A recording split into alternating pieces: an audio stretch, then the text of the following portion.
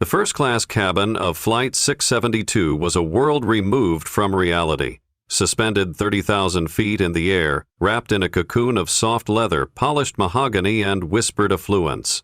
It smelled faintly of expensive cologne and freshly brewed coffee, the dimmed lights casting a warm, golden glow over the plush surroundings. Jordan Walker, 15 years old, entered the cabin with a steady step. He clutched his ticket tightly, feeling the thin paper crinkle under the pressure of his fingers. His dark hoodie, zipped up halfway, was pristine, and his new white sneakers gleamed under the cabin lights. He had saved for them for months. Mowing lawns, walking dogs, anything he could.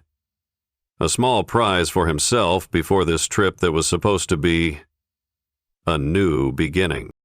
The other passengers barely glanced up as he entered, a fleeting, dismissive glance before they returned to their newspapers, their tablets, their phones. Jordan felt the weight of their brief looks, sensed the unspoken questions behind their flickering gazes. He was used to that. It had become part of his life, a low hum of expectation that he would not, could not, ever quite belong. D2A was near the window, promising a view of the clouds that Jordan loved. Flying, to him, was magic. A rare opportunity to touch the sky, to escape the heavy pull of the earth and everything that tethered him to it. He moved toward it, heart thudding in anticipation. But before he could sit, a voice, sharp and edged with condescension, cut through the muted hum of the cabin. "Are you sure you're in the right seat?" Jordan turned to face the speaker. Sandra Mitchell stood before him, impeccably dressed in her tailored uniform, a strand of blonde hair escaping from her tight bun. Her badge gleamed on her chest, catching the light, and her smile was thin, tight, almost painful to look at. She wasn't asking a question. She was delivering a verdict. Jordan felt his chest tighten. He knew this tone. He had heard it in stores, on sidewalks, in classrooms. It was the tone of authority, wrapped in suspicion, the assumption that he must have made a mistake, or worse, that he was deliberately trying to cause trouble. Still, he kept his voice even, respectful, just as he had been taught. He produced his ticket and offered it to her with both hands, an instinctive gesture of deference. Sandra did not take the ticket gently. She snatched it from his hands, the movement so abrupt that Jordan nearly dropped it. She stared at it, her lips pursed, her brow furrowing in disbelief. "First class," she read aloud, as if the words were foreign, improbable. "Are you traveling alone?" "Yes, ma'am," Jordan answered, quietly but firmly. The murmurs of conversation around them dimmed, an invisible circle of attention forming around the confrontation. Jordan could feel it, the way people leaned in slightly, curious, entertained, but unwilling to intervene. Sandra's lips twisted slightly. "I think there's been a mistake. This seat is for first-class passengers. You need to return to the economy section while we verify this." Jordan's stomach dropped, but outwardly he stayed composed. "This is a real ticket. It's got my name on it. Seat 2A. Sandra's expression hardened. She lowered her voice slightly, but the venom in her tone only became sharper. "Listen, I don't know how you got this ticket, but you're causing a disruption. Move, now." The words stung more than Jordan wanted to admit. Causing a disruption, as if existing in a place he was supposed to be was a kind of rebellion. Around them, the other passengers pretended not to listen, but Jordan could feel their attention, hot and heavy on his skin. He saw the sideways glances, the disapproving frowns, the way someone 2 rows back slowly pulled their designer bag closer to their lap. He placed his book down carefully on the armrest, a worn copy of The Alchemist that he carried everywhere, and reached for his phone, intending to call his mom to let her know what was happening. But before he could grab it, Sandra's hand lashed out, slapping his away with a loud, sharp crack. The cabin froze. Gasps echoed through the rows, small and sharp, like birds startled into flight.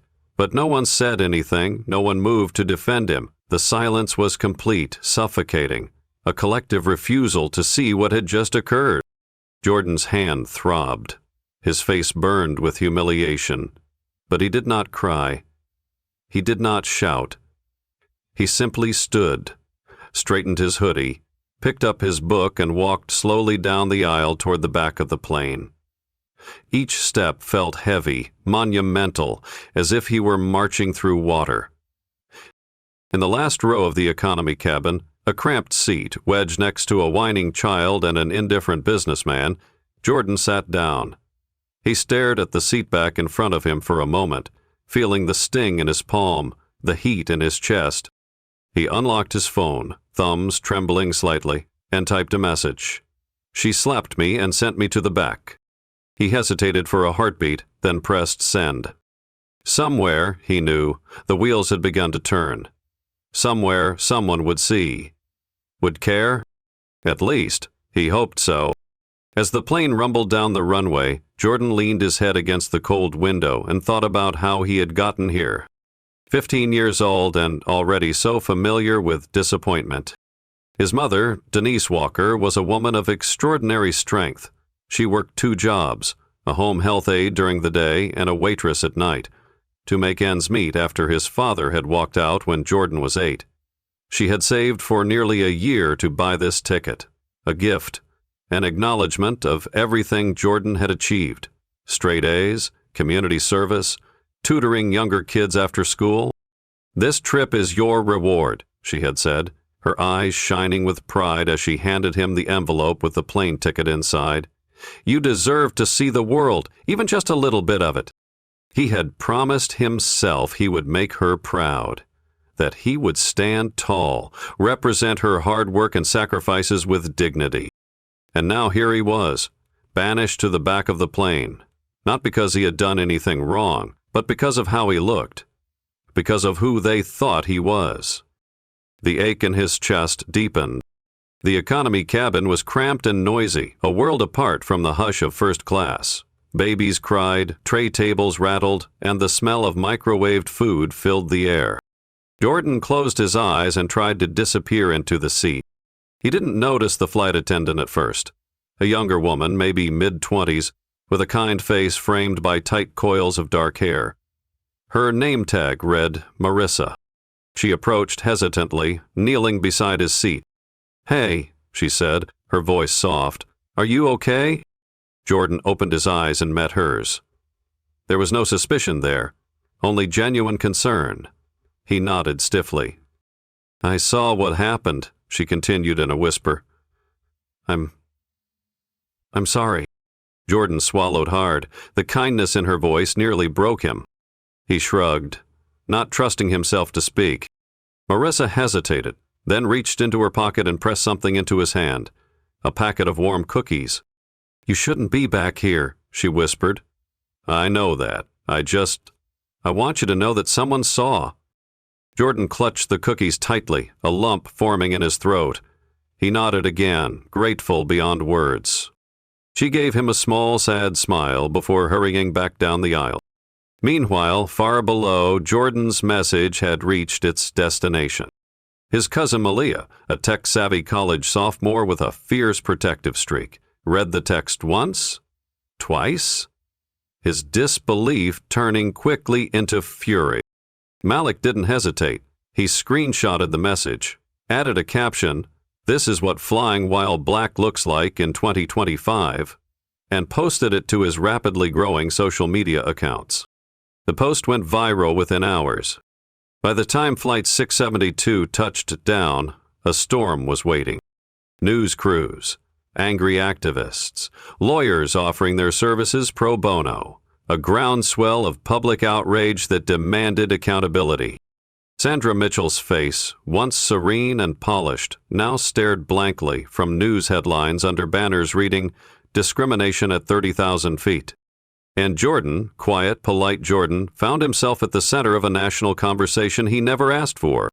Sitting in that cramped economy seat, unaware of the wildfire he had sparked, Jordan made a quiet vow to himself. He would not be invisible. He would not apologize for existing. He would not allow others to dictate where he belonged.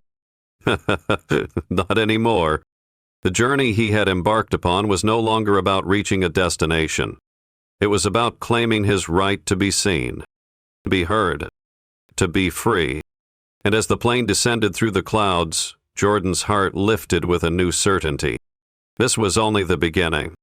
The hum of the plane's engines was a soft, droning lullaby to most passengers, but in the very last row, Jordan Walker was wide awake, his heart a tangled mess of confusion and fatigue. He stared blankly at the message on his phone screen, the blue check marks confirming it had been read. A part of him wished he hadn't sent it. A larger part hoped it would change something. He tucked the phone away and exhaled slowly, staring at the back of the seat in front of him. His shoulders ached from tension. His hand still throbbed slightly where Sandra had slapped him. He hadn't meant to start trouble. He just wanted to sit in the seat his mother had bought him, the seat he had earned. Behind him, in a quiet glass-paneled office thousands of miles away, Marcus Walker read the same message on a private, encrypted device. She slapped me and sent me to the back. 14 simple words. For most people, it might have sparked outrage, shock, fury. But Marcus Walker was not most people. Chairman of the North American Aviation Consortium and one of the most influential executives in the global airline industry, Marcus Walker sat with his hands steepled in front of him, breathing deeply. He did not curse. He did not raise his voice. He simply stood and crossed the room to his desk, where a sleek black phone sat waiting. The phone had no numbers, just one silver button. He pressed it. A moment later, a calm, professional female voice answered. "Hello, Chairman Walker." Marcus didn't waste time. "Flight 672, check seat 2A, something happened," he said. His voice was deep, deliberate, and calm as still water. "Yes, sir," came the immediate reply. The call lasted 11 seconds. When he hung up, Marcus didn't move. He stared at the skyline beyond his office window, the lights of the city glittering like a circuit board. The message from his son replayed in his mind again and again. He imagined the boy sitting alone, surrounded by strangers, trying to hold himself together. And it wasn't just about the slap. It was about the assumptions, the humiliation, the silence that followed. Marcus had spent decades navigating the corridors of power in a world that didn't expect him to be where he was. He had mastered the art of restraint, of measured retaliation. But this wasn't business. This was his son. And there would be consequences. The cabin crew was preparing for takeoff when the pilot's voice crackled over the intercom, the not to address the passengers. "Cabin crew to the cockpit, now." Sandra Mitchell, who had resumed her pre-takeoff routine with practiced ease, was adjusting her lipstick in the galley mirror when the call came. "Coming," she answered briskly, straightening her jacket. When she entered the cockpit, Captain Richard Hammond barely acknowledged her. "Close the door." She obeyed, confused by the sudden tension in the air. First Officer Diana Kim watched silently from her seat, brows knitted in curiosity. A second later, the cockpit's communication screen lit up. On it appeared the face of David Harper, the CEO of Arcus Air, the airline operating Flight 672, a man rarely seen by flight crews except in corporate newsletters and distant press conferences. Sandra's stomach dropped.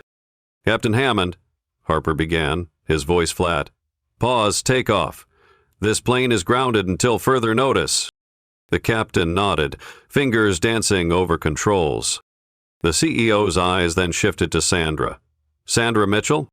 "Yes, sir," she answered, voice suddenly small.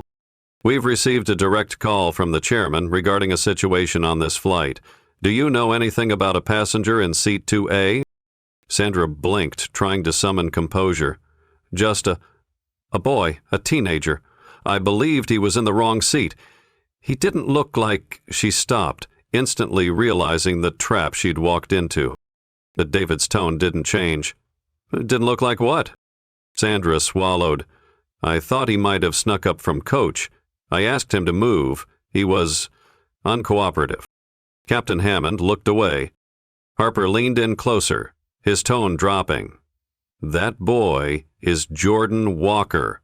He is 15 years old, and he is the son of Marcus Walker." The silence that followed was crushing. Sandra opened her mouth, but no words came. "You just humiliated the son of one of the most powerful men in aviation. Not because he broke a rule, not because there was a safety concern. You saw a young black boy in first class and assumed he didn't belong. You laid hands on him."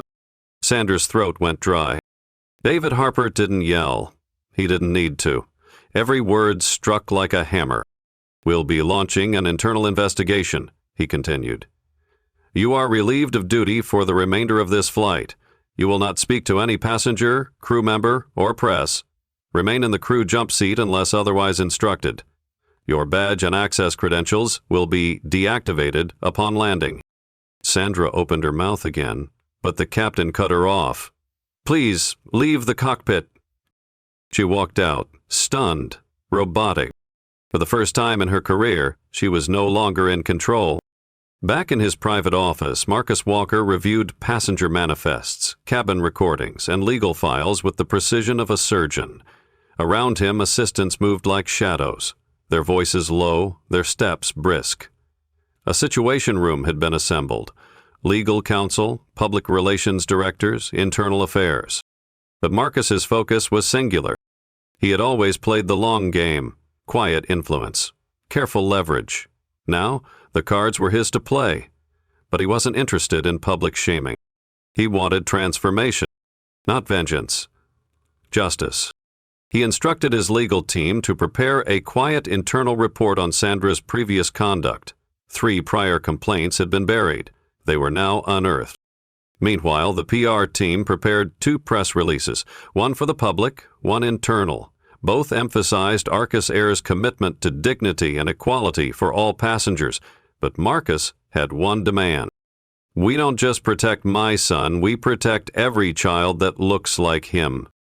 The CEO of Arcus Air was briefed. Stockholders were notified. A press conference was scheduled. And still, Marcus didn't raise his voice. Marissa, the junior flight attendant who had offered Jordan cookies, found herself struggling to focus. She had witnessed what happened to him. She had hesitated to speak up, afraid, uncertain. But now she knew who Jordan was. The son of the chairman. Her stomach churned with guilt. Would she have done more if she had known his name? Later, she made her way to his seat. "Jordan," she said softly, "would you like to move to business class? There's an empty row." He looked at her, eyes cautious. "Why now?" She hesitated. "Because it's the right thing." He studied her for a moment, then nodded. The businessman in the next seat glanced up in surprise as Jordan rose and followed her forward. The other passengers watched, but said nothing. As he sat down in the wider seat, Jordan felt no triumph, only exhaustion. By the time the flight landed, the story had broken wide. A single tweet from Marcus's office, simple, powerful. "My son was slapped and removed from his rightful seat on Flight 672. We are addressing this, not as a father, but as an advocate for every passenger who deserves dignity." The media erupted. News anchors debated racial profiling at 30,000 feet. Twitter trended with Seat 2A and Flying While Black. Activist groups mobilized. Journalists camped outside airports, demanding answers. Sandra Mitchell's photo, dredged up from airline promotions, was now plastered across TV screens and social feeds. Her record was dissected. Every prior complaint now made public. When Flight 672 touched down, police officers were waiting, not for Jordan, but for Sandra. She wasn't arrested, but she was escorted off the plane, under investigation, for misconduct and assault. Marissa stayed close to Jordan, shielding him from cameras, reporters, and even curious passengers. Outside the gate, Marcus waited in a dark suit, hands clasped in front of him. When Jordan emerged, the crowd of reporters gasped, not at the boy, but at the man, who stepped forward and wrapped him in a quiet embrace. No words were exchanged, just a long, silent moment between father and son. Later that night, in a private lounge far from the flashing cameras, Jordan sat across from his father, a hot cup of tea warming his hands. "Did I do the wrong thing?" he asked softly. Marcus looked up from the file he was reading. "No," he said. "You told the truth, and you stayed calm when they didn't deserve your calm." Jordan nodded, but his eyes shimmered with uncertainty. "I didn't want to make this about me." Marcus closed the file. "It's not about you. It's about all the people who never get to send a message, who don't have someone in the right office to make a call. Jordan stared into his tea. So, what happens now? Marcus stood. Now, we build something better. Within 48 hours, the airline announced sweeping policy changes. All cabin crew would undergo new anti-bias training. An independent oversight board would review all passenger complaints. Marcus pledged to fund a nonprofit dedicated to supporting underrepresented youth entering aviation. Sandra Mitchell resigned. Jordan was offered public apologies from the airline, the CEO, and even the captain. But Jordan didn't want apologies. He wanted progress. And that, finally, had begun. Apologize to the boy in front of all the passengers and return him to his proper seat, Harper commanded, his voice cold as steel.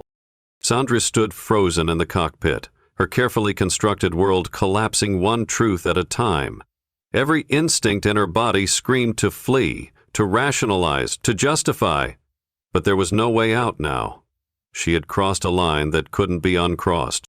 She looked at Captain Hammond, hoping for an ally, but he said nothing, just gave her a tight nod, his eyes unreadable behind the shadows of the cockpit's soft lighting. "You have 60 seconds, Harper added. Then the screen went black.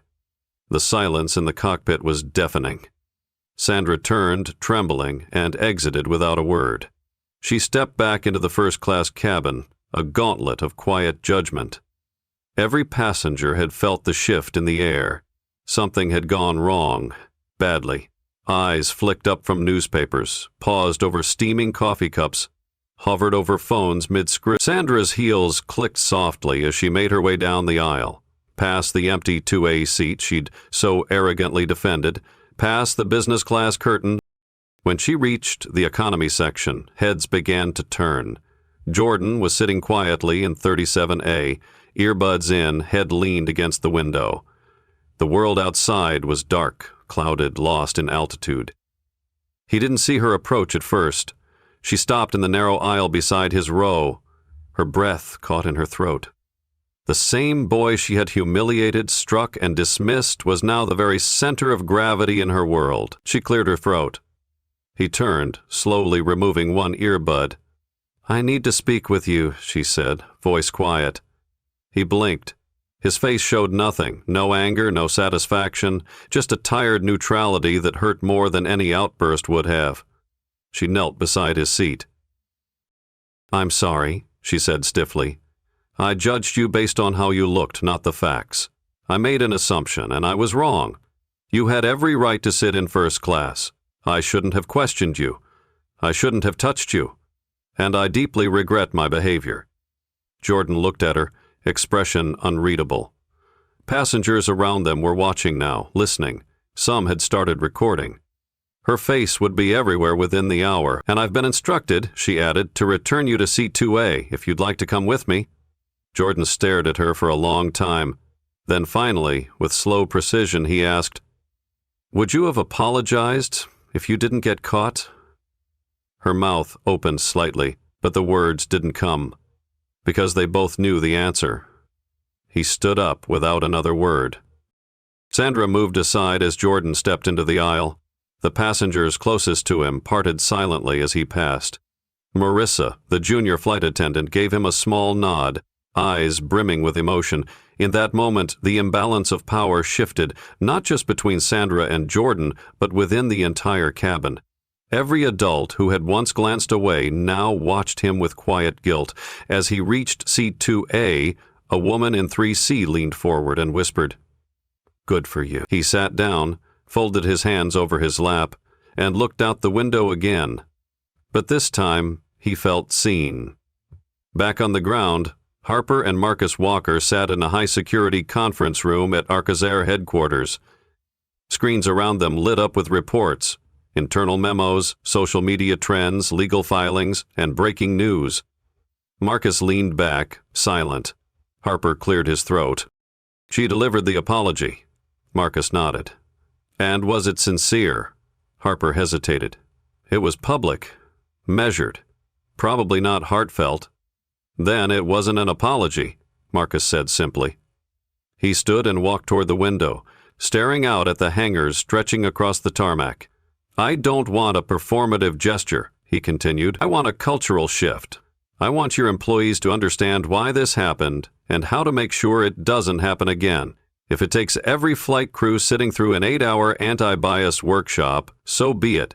If it means losing people like Sandra, lose them. But don't treat this like an isolated incident." "Because it's not." Harper nodded. "We've already started a task force. I'll give them your name to lead it if you're willing." Marcus turned slowly. "No. Let Jordan lead it." 2 days later, Jordan sat across from a seasoned reporter at GNN, fidgeting with a rubber band in his hand.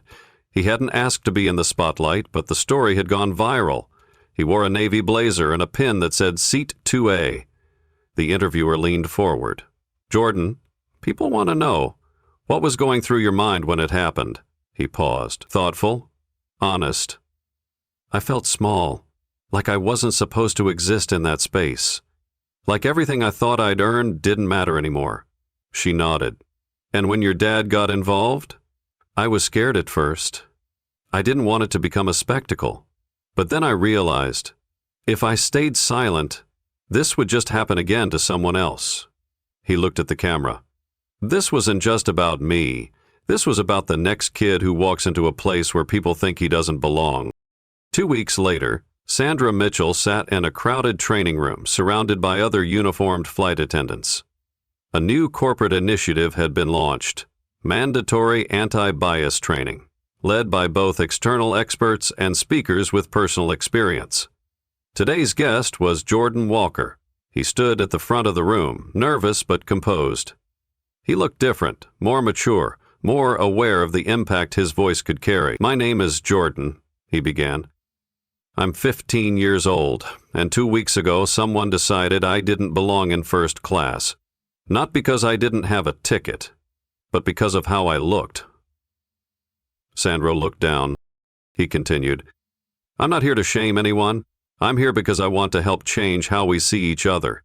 I want to make sure the next Jordan doesn't get slapped, questioned, or sent to the back." He ended with a quote from James Baldwin, "Not everything that is faced can be changed, but nothing can be changed until it is faced."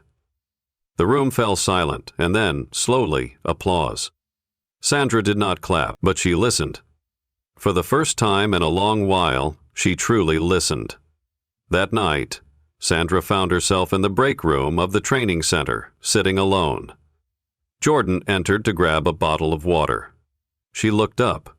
"Jordan," she said quietly, "that speech, it was brave." He nodded. "Thanks." She stood. "I owe you more than I said on that plane. I was wrong, deeply, and not just in that moment. I've made other assumptions, subtle ones, things I didn't even realize were offensive." He didn't speak, just let her keep going. "I don't know if I deserve forgiveness," she added, voice trembling, "but I'm going to earn it, not just from you, but from every kid I ever made feel like they didn't belong." She held out her hand. He looked at it, then shook it. And that, at last, was an apology that mattered. Months later, Arcus Air launched the Walker Fellowship, a program aimed at mentoring underrepresented youth in the aviation industry. Jordan was invited to speak at the inaugural event. He stood on a stage in front of hundreds of students, pilots, engineers, and airline execs. "This started with a seat," he said, "but it became a movement." Marcus watched from the front row, a rare smile on his lips. Jordan paused, then looked out over the audience. "Where you sit shouldn't define who you are, but how you respond when someone tries to move you, that's what defines your future." He closed his speech with a quiet smile. "I'll always remember Seat 2A, but not because I was removed from it. I'll remember it because that's where I learned to stand."